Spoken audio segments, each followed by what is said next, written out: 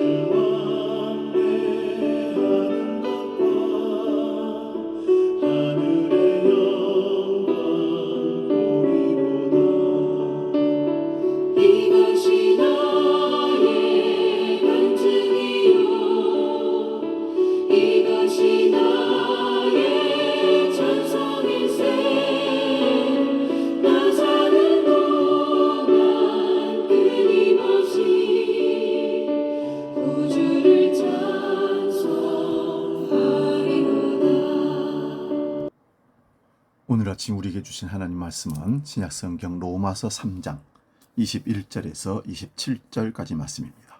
신약성경 243면에 있습니다. 로마서 3장 21절에서 27절 봉독할 때 살아계신 주님의 음성을 들을 수 있기 바랍니다. 지금 봉독합니다. 이제는 율법 외에 하나님의 한 의가 나타났으니 율법과 선지자들에게 증거를 받은 것이라. 곧 예수 그리스도를 믿음으로 말미암아 모든 믿는 자에게 미치는 하나님의 의인이 차별이 없느니라.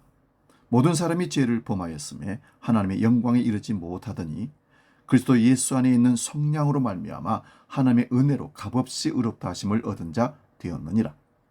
이 예수를 하나님이 그의 피로써 믿음으로 말미암는 화목제물로 세우셨으니 이는 하나님께서 길이 참으시는 중에 전에 지은 죄를 간과하심으로 자기의 의로우심을 나타내려 하심이니 곧 이때에 자기의 의로우심을 나타내사 자기도 의로우시며 또한 예수 믿는 자를 의롭다 하려 하심이라. 그런즉 자랑할 때가 어디냐?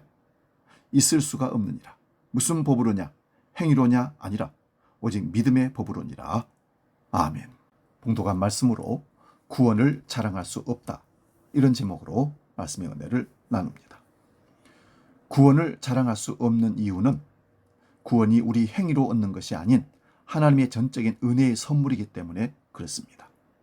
구원에 관한 한 우리가 관여할 일이 전혀 없습니다. 바울 사도는 그 이유를 자랑하지 못하게 하기 위함이라고 고백합니다. 바울 사도는 율법도 할례도 아무 소용이 없다면 유대인이라고 해서 그들이 가지는 유익이 아무것도 아니라는 말은 아니라고 바울 사도는 부연 설명을 합니다. 유대인들이 율법을 가지고 있었다는 점은 분명히 이방인과 비교할 때 크나큰 축복이었습니다. 마치 오늘날 교회에 다닌다고 해서 구원을 받는 것은 아니지만 교회에 다니지 않는 사람과 비교할 때 그가 하나님의 말씀을 들을 수 있는 것이 큰 유익인 것과 같은 논리입니다. 그러나 유대인들이 가지는 반론과 궤변들을 바울 사도는 반박합니다. 그들이 하나님을 믿지 않는다는 사실이 결코 하나님의 신실하심을 피할 수 없고 그들의 불의가 하나님의 의를 드러낸다고 해서 그들이 무죄하다고 말할 수는 없는 것입니다.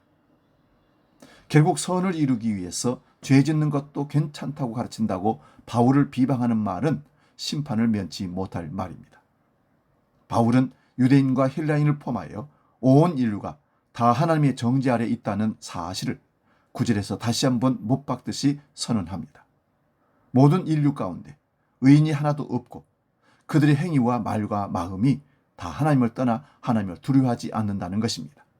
결국 율법 아래에 있는 자들, 즉 유대인들이 율법에 의해서 정죄를 받는다면 율법을 가지지 않고 양심에 쓰여진 법을 따라서 살아간 이방인들이야 더욱 하나님의 심판을 피할 수 없을 것입니다. 율법의 행위로 하나님 앞에서 의롭다고 인정받을 수 있는 인간은 하나도 없습니다. 인간은 율법 앞에서 다 정죄를 받을 수밖에 없습니다. 그래서 본문 23절에 모든 사람이 죄를 범하였음에 하나님의 영광에 이르지 못하더니 말씀합니다. 인간에게는 하나님께서 요구하시는 의를 획득할 수 있는 길이 없습니다. 이것이 바울 사도가 지금까지 주장한 나쁜 소식입니다. 본문 21절은 헬라어에서 그러나 이제는 이렇게 시작합니다. 여기에 놀라운 전환점이 있습니다. 율법의 행위로는 도저히 인간이 하나님의 의의 기준에 도달할 수 없기 때문에 하나님께서는 율법과 별개로 하나님의 의를 계시하셨습니다. 그 의는 이미 율법과 선지자들, 즉 구약 성경에서 증거했던 것입니다. 그 의는 예수 그리스도를 믿음으로 말미암아 모든 믿는 자에게 미치는 하나님의 의인데 유대인과 헬라인 그 누구에게도 차별이 없습니다. 이것이 복음입니다. 바울 사도는 돌려서 가지 않고 직접적으로 이 복음의 핵심으로 들어갑니다. 모든 사람의 절망 상태를 하나님은 버려두지 않으셨습니다. 아담 안에서가 아니라 예수 그리스도 안에서 율법의 행위가 아니라 하나님의 은혜로 우리가 대가를 지불하지 않고 그리스도께서 대신 대가를 지불하심으로써 우리가 지불한 값이 없이 의롭다 하심을 얻게 되었다는 것이 복음의 내용입니다. 본문 24절을 봅니다. 그리스도 예수 안에 있는 성령으로 말미암아 하나님의 의로 값없이 의롭다 하심을 얻은 자 되었느니라. 이 방법은 하나님께서 구약 시대에 오래 참으심으로 죄를 관과하셨다가 예수 그리스도를 화목제물로 세우셔서 그 피를 흘리게 하심으로써 당신의 의로우심을 나타내신 방식인데 여기서 아담 안에 있던 하나님의 택한 백성들을 위한 모든 형벌이 치러졌고 그리스도의 완전한 의의가 모든 믿는 자에게 전가되었습니다. 이것은 하나님의 의로움을 조금 더 훼손하지 않으면서 동시에 예수 믿는 자를 의롭다 선언하심으로써 구원하시는 하나님의 은혜라는 것입니다. 결국 이 구원 하나님의 의의 기준을 만족시키는 일은 우리의 율법 행위에서 오는 것이 아니라 믿음으로 말미암는 것이기에 아무도 자랑할 수 없습니다. 자랑할 수 있다면 그것은 십자가에서 화목제물로 피를 흘리사 우리의 죄값을 다 치르시고 그의 완전하신 의를 거저주신 그리스도 예수를 자랑할 수 있을 뿐입니다. 이것이 바울 사도가 평생 고백했던 바 자랑하는 자는 주 안에서 자랑할 것이며 그리스도 예수와 그의 십자가에 못 박힌 것 외에는 아무것도 알지 않기로 작정했다는 말의 의미입니다. 이런 믿음의 방식은 율법을 폐기하는 것이 아니라 도리어 율법과 복음의 의미를 보다 온전하게 드러냄으로써 율법을 세우게 되는 것입니다. 그리스도인은 이렇게 값없이 거저주시는 은혜로 하나님의 의의 기준에 도달한 사람입니다. 그는 하나님의 정죄를 받을 수밖에 없고 그의 진노를 피할 수 없는 처지로부터 그리스도를 믿음으로 하나님의 은혜로 값없이 의롭다 하심을 얻었습니다. 그러하기에 그는 자랑할 것이 없습니다. 구원을 자랑할 수 없습니다. 오직 그리스도를 자랑할 뿐입니다. 이것이 복음의 효력이며 결과입니다. 구원받은 자를 거룩하게 살게 하는 힘도 여기서 나오게 되는 것입니다. 기도하겠습니다. 하나님 아버지, 영원히 맹물 받을 수밖에 없는 저희에게 이 큰 구원을 그리스도 예수 안에서 허락하여 주신 은혜를 인하여 감사와 찬송과 영광을 올려드립니다. 이 은혜를 입은 자로 은혜를 기억하고 살게 하시고 오직 그리스도 예수만을 자랑하고 이 은혜가 언제나 저희를 거룩하게 하는 능력이 되게 하여 주옵소서. 이제 주기도록 기도합니다. 하늘에 계신 우리 아버지, 아버지의 이름을 거룩하게 하시며 아버지의 나라가 오게 하시며 아버지의 뜻이 하늘에서와 같이 땅에서도 이루어지게 하소서. 오늘 우리에게 일용할 양식을 주시고 우리가 우리에게 잘못한 사람을 용서하여 준 것 같이 우리 죄를 용서하여 주시고 우리를 시험에 빠지지 않게 하시고 악에서 구하소서.